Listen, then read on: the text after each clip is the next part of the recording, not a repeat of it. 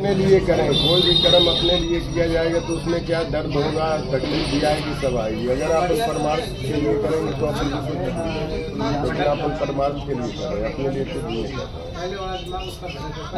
परमात्मा के लिए। जैसे भी इतने बड़े नाखून है, कभी कभी होता है जटाओं में या जैसे आप कहते हैं अंचले में कभी उलझ जाता है, तो उसमें अटकता है तो दर्द तो होता है गुरु जी। वो तो ऐसे ही रहता है, उसका रखने का कोई वो नहीं है।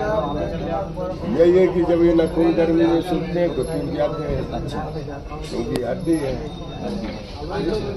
गुरु जी जैसे कोई तो बायां हाथ करते हैं, लेकिन आपने दायां हाथ किया है जो मेन करते हैं। भाई कोई भी कर्म किया जाएगा तो सीधे हाथ से। हाँ, अनुष्ठान, कोई भी अनुष्ठान करना है, जब सब कुछ भी किया जाएगा तो सीधे हाथ से।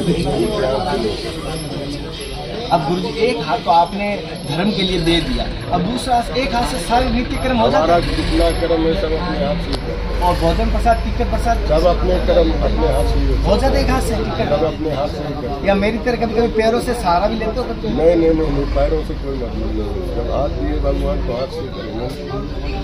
ये अपने सेवक कहते हैं, सेवक अपना। और गुरु जी जैसे कोई दीक्षा लेना चाहे आपसे, तो दीक्षा की क्या परंपरा है और पंच संस्कारों का क्या नियम है आपका? इसमें क्या है, बहुत कठिन है। पहले तो परीक्षाएं लेते हैं, क्या कैसा है क्या नहीं, उसको समझाते हैं कि बेटा ऐसा नहीं। सबसे पहले क्या है, माता पिता की सेवा है, माता पिता ही सब चीज़ है। जब उसको देखते हैं कि नहीं ये नहीं होगा, अगर इसको नहीं दिया जाएगा, अपनाया नहीं जाएगा तो बिगड़ भी सकता है, तो उसको अपना लेते हैं हम लोग। अपनाने के बाद में उसको बहुत सी परीक्षाएं लेते हैं हम लोग उससे, ठीक है। हर एक ट्रेनिंग देते हैं, हर एक, ठीक है। जब संपूर्ण हो जाता है तब उसको पहले तो उसकी प्रैक्टिस क्योंकि वो भी एक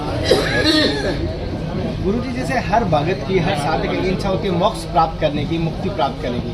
क्या आपकी भी ऐसी कभी हुई मुझे मोक्ष मिल जाएगा? देखो, हमने आपको क्या बताया कि जो अपने लिए, अपने कल्याण के लिए चाहिए वो अधूरा रह जाएगा। जो परमार्थ के लिए कोई भी कर्म किया जाएगा, जब आप कर्म करेंगे तो आपका मुक्ति होगा। और आप लालसा लेकर के कि मेरा मुच्छ हो जाए, मैं अपने लिए करूं तो नहीं, अधूरा है। कोई भी कर्म करना है, जब अपन कर्म करेंगे तो अपना कल्याण तो। अच्छा, अपने आशा ना रखे कि मुझे ये प्राप्त करना है, मुझे ये कुछ प्राप्त करना है। अपन परमार्थ के लिए, क्योंकि अपन गाय के लिए आए, प्रसाद के लिए आए, अपने लिए नहीं आए। गुरु जी जैसे हम धर्म के कहते हैं बहुत सनातन धर्म की रक्षा करेंगे, सनातन धर्म की रक्षा करेंगे, असलियत में हर व्यक्ति सनातन धर्म की रक्षा कर सके और अपना निजी जीवन में भी कोई बाधा ना बढ़े, तो किस प्रकार? देखो, कर्म करते रहो, ये कर्म भूमि है। जब अपन कर्म करेंगे तो सब चीज आगे आ जाएगी। कर्म नहीं करेंगे, खाली पढ़ते ही रहेंगे तो कुछ। इसलिए पढ़े कम, कर्म ज्यादा करें। महाराज जी आपका मुख्य आहार क्या है? जो मिल गया गुरु महाराज टाइम पे दे दिया, रूखा रूखा जो जैसा दे दिया। और महाराज जी कहना नहीं चाहिए कभी आप, जैसे हमारा जीवन एक लक्ष्य होता है कि हमें किसी घर में जाना है, लेकिन उससे पहले हमें ये पता चल जाए हम किस घर से आए, तो जाने का भी अवश्य पता चल जाए। कभी ऐसा? देखो, पहली बात तो हम लोग ये स्वास्थ्य कम रखते हैं नहीं जाने।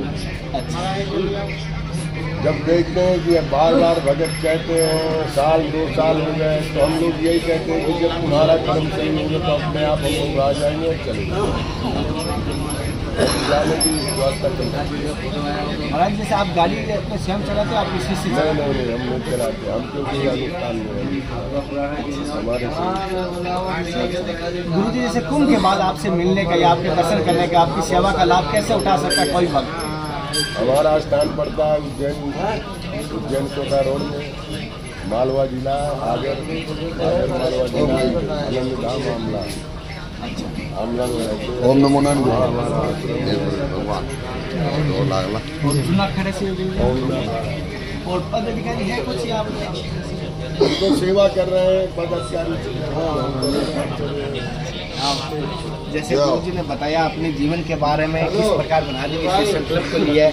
मैं एक चीज और पूछना चाहता हूँ, जैसे संत बनना कोई गुरु कृपा हरि कृपा बिना बन नहीं पाता, आप जब बच्चापन से संत बने तो ऐसे क्या भाव है कि इस मार्ग पे आप आए? ऐसा है कि ये संत बनने को ऐसा है कि कोई प्रेरणा नहीं, कुछ नहीं।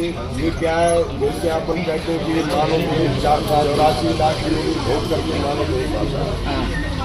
जब अपन 84 लाख भोग करके जब मानव देह शुरू में पाएंगे, तो अगर आप गृहस्थी में शुद्ध हो गया, आप 6 बार जो है गृहस्थी 6 बार मानो नहीं पाएंगे तो आप गृहस्थी होंगे। आप कहते कि मैं व्रत हो जाऊँ, नहीं हो सकते।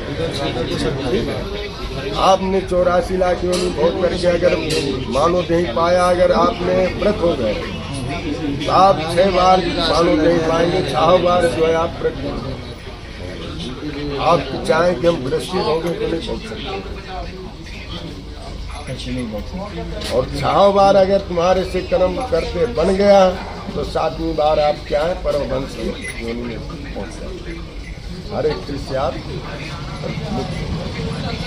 इसी तरह आप अगर गृहस्थी में रहते हो, ये आपसे 6 बार कर्म करके बन गया तो आप जो है 7वीं बार आनंद ही आनंद।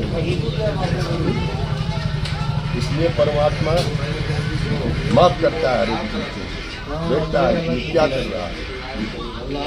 गुरु जी माफी चाहता हूँ, जैसे कि हमें एक हाथ से करते हैं काम, आपने जैसे एक हाथ से बताया, तो अच्छे बुरे दोनों काम एक हाथ से करते हैं, शुद्ध और अशुद्ध। हमारा तो कोई उससे और मतलब ही नहीं है, शुद्ध अशुद्ध से हमारा जो कर्म है वही बस कर्म कर रहे हैं, और तो कोई मतलब नहीं। जैसे आपके पास बहुत सारे छोटे बच्चे भी आते हैं, गृहस्थी भी आते हैं, संत भी अभी बैठे थे आपके सत्संग में, तो आप उन्हें क्या मार्ग बताते हैं? वो बहुमूल्य हम चाहते, जैसे मैं गीता वाली बात हो गई, गीता में अर्जुन श्री कृष्ण से पूछता रहता है, लेकिन लास्ट में जाके एक सवाल करता है, गुरु जी मेरे योग्य जो मैंने नहीं पूछा अभी तक, वो बताइए। देखो हमारा तो धर्म यही है कि बच्चों को अच्छा ज्ञान देंगे, बेहतर है।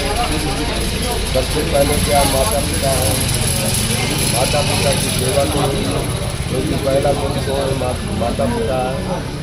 माता पिता की सेवा करोगे उससे आपका कल्याण है।